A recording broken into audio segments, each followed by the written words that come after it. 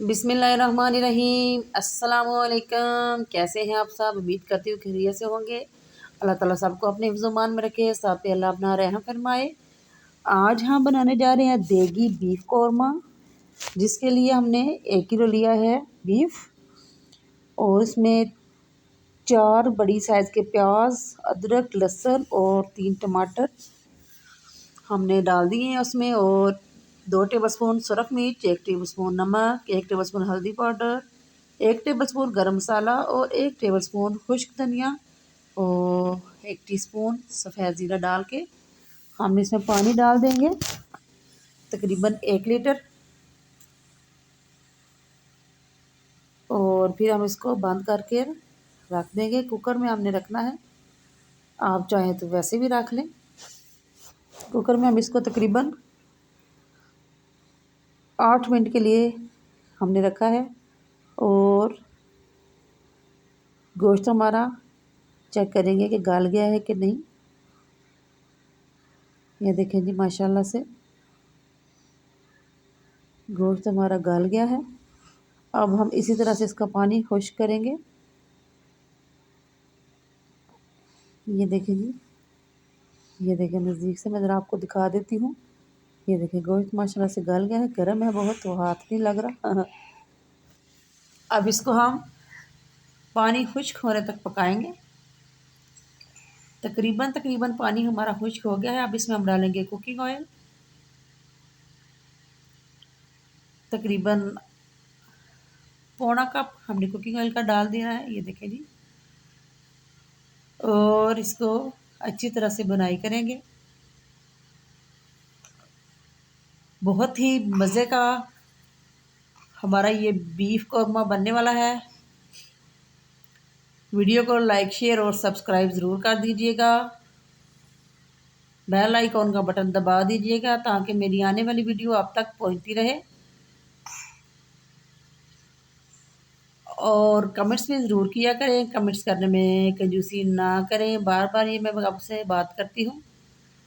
अब यहाँ पे मैंने 3 अदद आलू लिए थे, उनको मैंने इस तरह से दरमियानी साइज़ काट लिया है, वो डाल देंगे। और अब इसकी भी हम अच्छी तरह से बुनाई करेंगे। 10 मिनट तक हम इसको भून लेंगे ताकि हमारा बीफ भी अच्छी तरह से भुन जाए और आलू भी। अब यहाँ पे मैं डाल दूँगी कसूरी मेथी। इस तरह से बुनाई करते हुए डालेंगे तो इसकी बहुत अच्छी स्मेल आती है। थोड़ी सी एंड पे डाल देंगे और थोड़ी सी इधर साथ इसके।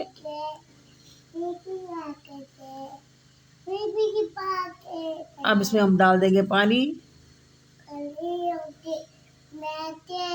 पानी इतना डालना है अपने हिसाब से, आप डाल लीजिएगा जितना आपने शोरबा रखना है, ताकि वो पक के आधा रह जाए और हमारा शोरबा भी तैयार हो जाए।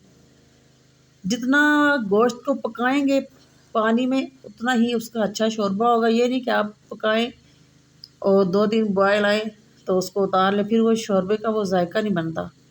कम से कम उसको 15 से 20 मिनट तक पकाया करें। 4 हरी मिर्चें अब दरमियान में मैं डाल दूंगी, बीच में से कट लगा के।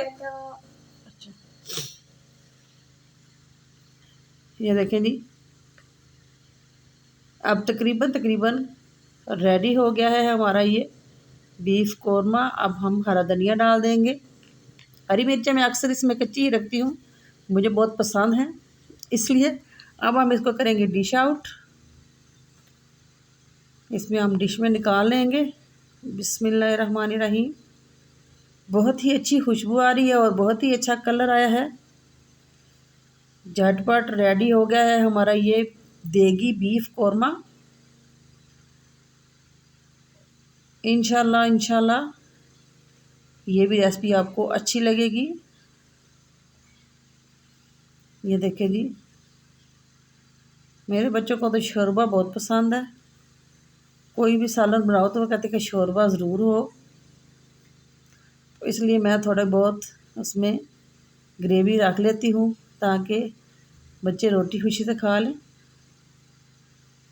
लो जी, बहुत ही अच्छा और बहुत ही मज़ेदार हमारा देगी बीफ कौरमा रेडी है। ट्राई ज़रूर कीजिएगा। इंशाल्लाह ये भी रेसिपी आपको बहुत पसंद आएगी।